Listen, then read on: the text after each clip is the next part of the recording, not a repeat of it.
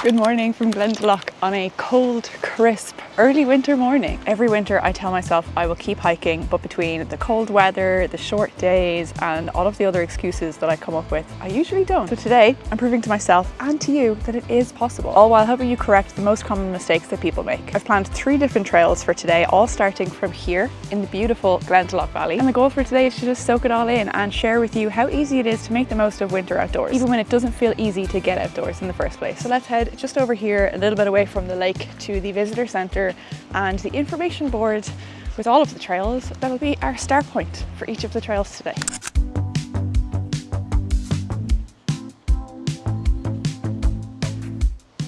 So here we have the info board. It is not particularly easy to see. This is where we're starting from. And the 3 trails that I'm going to attempt today is this Green Road trail, which I have done before, this Woodland trail, which I have not done before, so I'm keen to see what it's like here, and then the third one is going to be the Miners Road trail, which brings us up to the Miners Village ruins. And if I have time, I might try squeeze in a quick little jaunt up to the waterfall, because I can hear it from here. Up here is quite loud because of all the rain we've had recently. So I think it would make a really good time to go see it. So as you can see, there are a ton of different trails to choose in Glendalough, depending on what kind of distance and time you've got available and how strenuous of a hike you want to do. Most of the time when I come to Glendalough, I am doing the Spink, which you actually can't see from here. But the upper lake up there where I just was, the Spink goes up and around it. So you get amazing views. I'm also using a new app today to track these trails. So it is called the Wicklow Trails app. And this is the Green Road walk we're about to start. So I'll hit start and start tracking and navigating. But let's get going, and I will talk a little bit more about this app a little bit later on.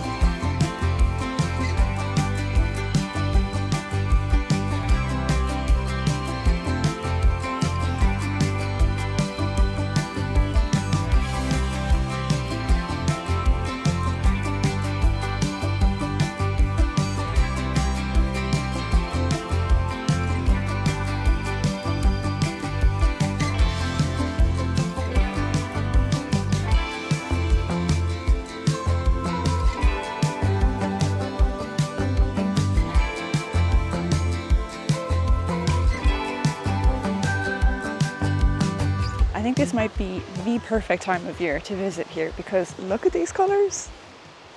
It's so beautiful. So as we continue to walk the trail, let's talk about the first big mistake most people make in winter. So big mistake number 1 is not being adequately prepared.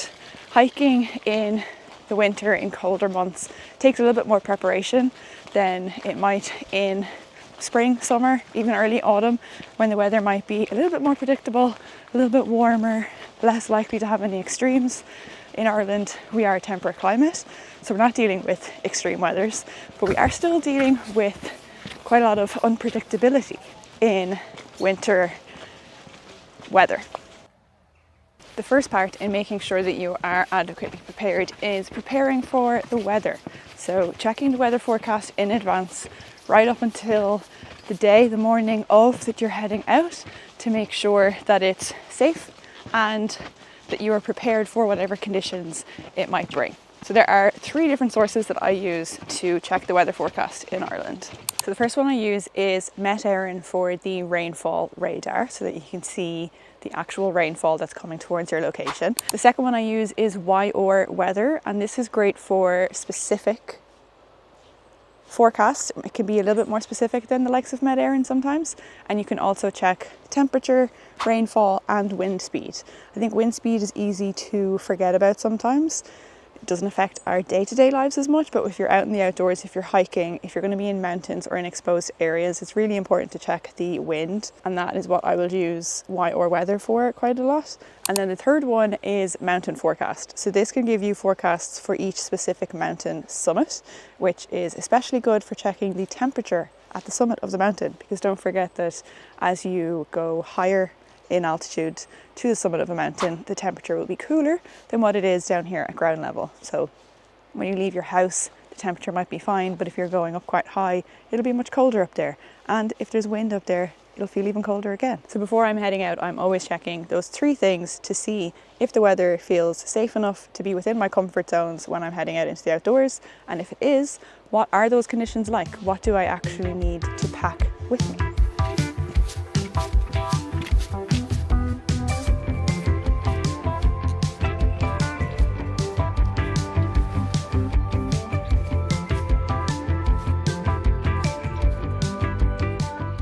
The next element of preparation is route planning. So I typically use apps like AllTrails or Hiker to pick and plan my routes so that I can download offline maps, have my full route planned, share my location with somebody, especially if I'm going out by myself. And then also more recently, I found the app Wicklow Trails that I mentioned earlier.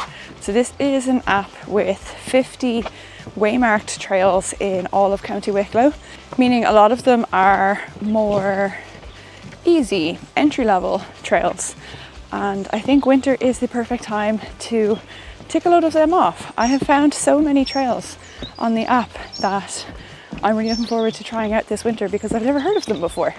I think we tend to hear mostly of the biggest, most popular hikes and summits and mountains, but it's really cool to actually just discover all these other little woodland trails around the area, some that are so close to me that I've never heard of before. So winter is a great time to check all of them out too. The final element of preparation is packing. So using everything you've gathered in relation to the weather forecast and your route planning, it's making sure you're fully prepared in all of the gear that you are going to wear and pack and bring with you, which I'm going to talk about a little bit more in my next point. So for now, we're almost at the end of this loop. So let's finish this off and start trail number 2. So here we are back at the info board, our starting and end point again. So we'll move on to hike number 2.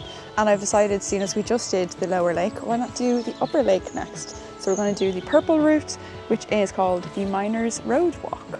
So let's check it out.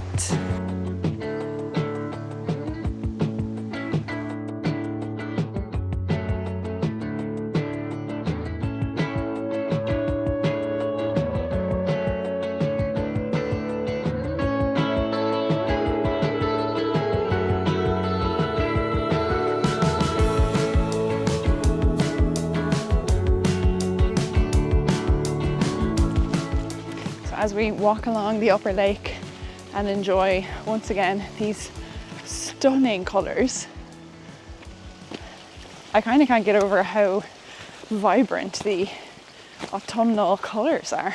As we enjoy it, let's talk about mistake number 2, which is getting bogged down in the idea of it being bad weather. So for this one, I like to think of the phrase, I'm pretty sure it's like a Scandinavian phrase that translates to there's no such thing as bad weather, only bad clothing, which essentially just means that the weather isn't bad if you are wearing the right clothing for it. You can still enjoy it just as much. For mistake number 2, I want to talk about how to dress and what gear to pack with you for these colder weather winter hiking activities. So when I get to the end of this trail, to the Miners Village, because this is an out and back trail that I'm doing this time, I will show you everything that I'm wearing and that I've got packed for today's adventure.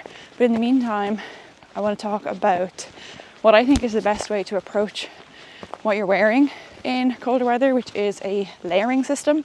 So rather than going out and buying one really big, like puffer down coat that will keep you really nice and toasty and warm, it's not very good for changing temperatures as you go up and down a mountain, for example. So layering, I think, is a much better way to approach it for a number of reasons, especially for someone like me that runs really hot. I can take layers on and off really easily as I work up a sweat and then take a break and cool down again. It also means that your gear can be a little bit more versatile because you can wear it in summer and winter.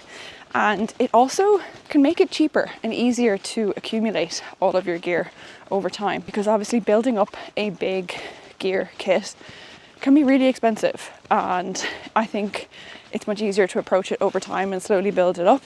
I also think it's great to buy secondhand wherever you can. So I have bought a few bits off of Vinted, And there's also a really great Irish business called Spur that has some really great bits, really high quality gear.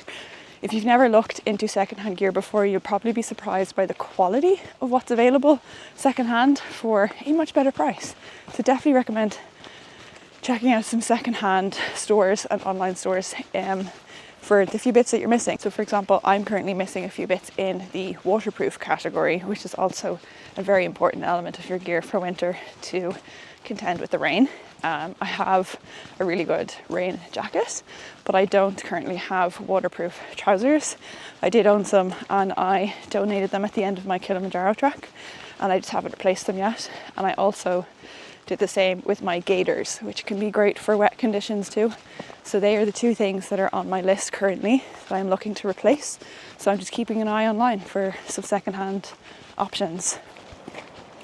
This is so beautiful. I suddenly feel like I just have this whole valley to myself.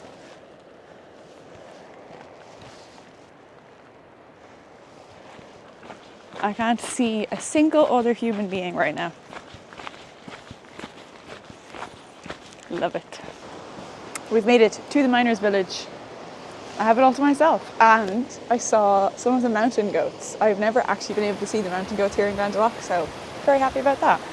So now I figured we'd do a little go through of what I pack gear-wise. So here I've got a little bum bag, and it currently has my portable charger in it, and I just use that for like easy access.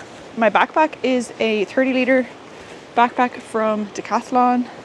And on the outside, I've got my water bottle. I've got a foam sit pad, which is especially handy this time of year when the ground is like wet and also really cold. It's nice to just be able to sit on that. Inside then I have my first aid kit. This is my little hiking first aid kit, which I am still kind of building up, but I've got quite a lot in here now, from like zinc oxide tape, a load of plasters, antibacterial, tissues, wipes, hand sanitizer, some little medications, painkillers and antihistamines and that kind of thing. That's just what I'm still kind of building up and adding to as I go along, but I bring it everywhere with me now so that I always have any of those things that I might need. Inside the backpack, we have got my insulating layer. So I actually started wearing this morning and then I was too warm. So on me I have a sort of tank top with built-in sports bra. This lightweight layer. North Face, they call it like a type of fleece, but it's very lightweight. This would be my insulating layer that I would add on if I get cold. I have my packed lunch, which I'll probably be stopping for once I get back after this trail. I have my rain jacket. So that's my hard shell layer. Then in here I have some spares. So I have spare socks. I also have spare trousers because I don't currently have waterproof trousers. So if I did get absolutely torrential downpour on me and I was soaking wet, I could have a complete spare change of trousers to put on and a spare t-shirt. In the brain of the backpack I have a cap and sunglasses, a little baggie of extra warm accessories. So what I have with me at the moment is, oh yes, I also have my head torch in case anything goes wrong and I end up in the dark. A beanie, a really warm fleece buff, a more lightweight buff, and gloves. They're not waterproof gloves. That is definitely something that's on my list, but they tend to be quite expensive. So that will be a future investment. And then what else am I wearing? I've got a pair of Sherpa trousers. Can you even see me? I got these secondhand off Spur. And then my footwear. I think that's the next important thing. So I'm going to find a nice little seat and just kind of enjoy the view here for a minute and talk about footwear. So when it comes to footwear, the main thing is obviously your shoes. So in hiking boots, you want to look for good traction, potentially waterproof boots. The boots I'm wearing today are waterproof. They're from Keen and I do love them. I wear them all the time. And the second element to this is don't forget about your socks. Look for warm, durable socks. Today I'm wearing a pair of Darn Tough, which are my new favorites. But the second pair I have packed with me are from Decathlon, which are also a great budget option. Okay, now it's time to head back, and this is a out and back trail like I mentioned, so it's all the same. So I'll catch you on the flip side where we will find a nice little picnic spot for lunch.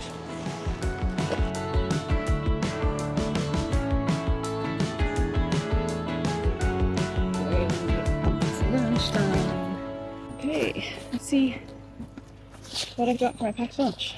2 bananas, a protein bar, a pretty sad, small, skinny looking wrap. This is a Drink Now cocoa drink. It's like a naturally sparkling coconut water with electrolytes, and it actually tastes really nice. And I'm not a fan of coconut water in general, or any like lightly flavored drinks. I much prefer anything with a strong flavor. These are good. I really like the watermelon and the strawberry and lime. They are my top picks. Anyway, don't think you're particularly interested in sitting and watching me eat, so I'll enjoy this and I'll bring you back when I'm finished. Yum. Let's go and start trail number 3, which is the one I'm most excited for today. Now here we are once again, starting from the start, and this time we're following this grey loop.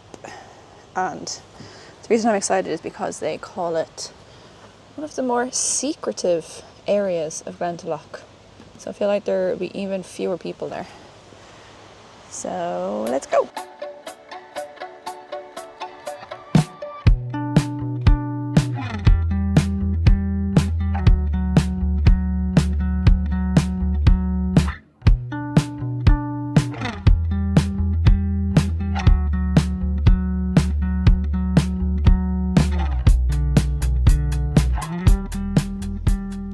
I'm already loving this trail. It's so beautiful, so quiet, and like, who knew there were hidden gems in Glendalough? But it is the perfect example of the next mistake that a lot of people make, which is setting their expectations too high in winter, or being afraid to just do the small things. Because winter doesn't have to be the season for you to go out and challenge yourself on these big, challenging new adventures. Just like, enjoy the small details of the changing seasons on your local trails. Discover a brand new local trail like this that you had never even heard of before. I have this trail all to myself along this really lovely river. This is the Glandassan River, this is a little valley right beside Glendalough Valley, and it's so beautiful. If it wasn't for me setting myself this challenge of the 3 trails in one day using the Wicklow Trails app, which is how I discovered this loop, I may not have ever heard of this place. If that's something that you struggle with, to like find smaller mini adventures nearby, here are some of the things that I do to just make that easier. 1, winter is an excellent time for sunrises because they're so late in the morning. You don't even have to get up at the crack of dawn, except I guess it is still the crack of dawn, isn't it? You could also very easily have a sunrise and a sunset in the same day. And the other one that today is a great example of is go to the really popular places. Like, obviously Glendalough is probably the most famous walking trail area in the whole country, but because I'm here midweek, it's a Thursday, there's very few people here. There's like a few little tourists, there's quite a few locals walking their dogs. I've passed like, I think 2 different school groups. Oh, I almost missed my turn. Ooh, we're going up into the woodland. We're heading up here. Fun. Anyway, I got distracted there for a second, but that's essentially it. They are really easy ways to just find little smaller adventures on your doorstep. It's all about mindset at the end of the day, isn't it? Whew.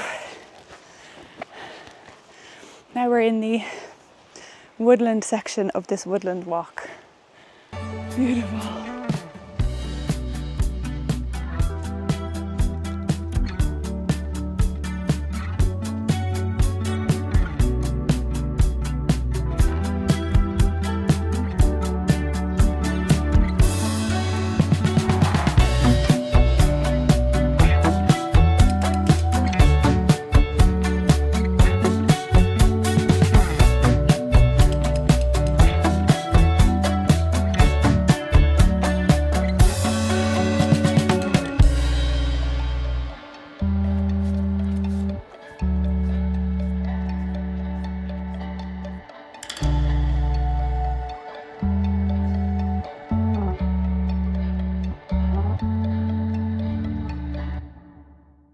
And just like that, we're back at the lake.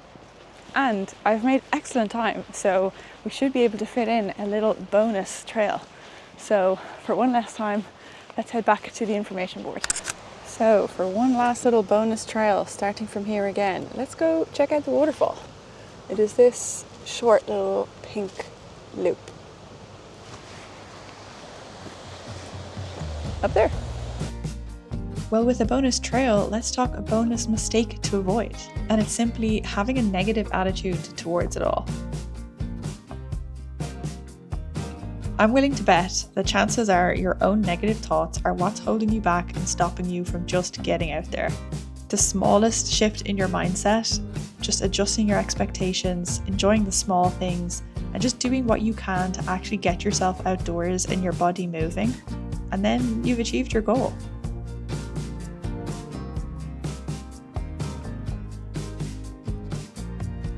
So there we go. That was 3 trails, well 4 with our little mini bonus one included, all in one day. And now I'm just making my way back to the visitor centre to catch my bus home, all before sunset. Pretty jam-packed day. So hopefully that has proven to you that winter hiking doesn't have to be super complicated. At the end of the day, it's really just about being prepared, setting your expectations, and just showing up anyway. Even when the weather or your motivation isn't perfect, because we all know that once you're actually out here, moving, breathing, taking it all in, that's when you realise how it's always worth it. If not having anybody else to go with or not being super comfortable yet, doing it on your own, then I think you'll really enjoy this video next. And in the meantime, I hope you have a joyful week. I'll catch you in the next adventure. Can I skip a stone for the video? Nope. Nope. Hey! You probably didn't see that though because of the angle. Hey! Hope you saw that one.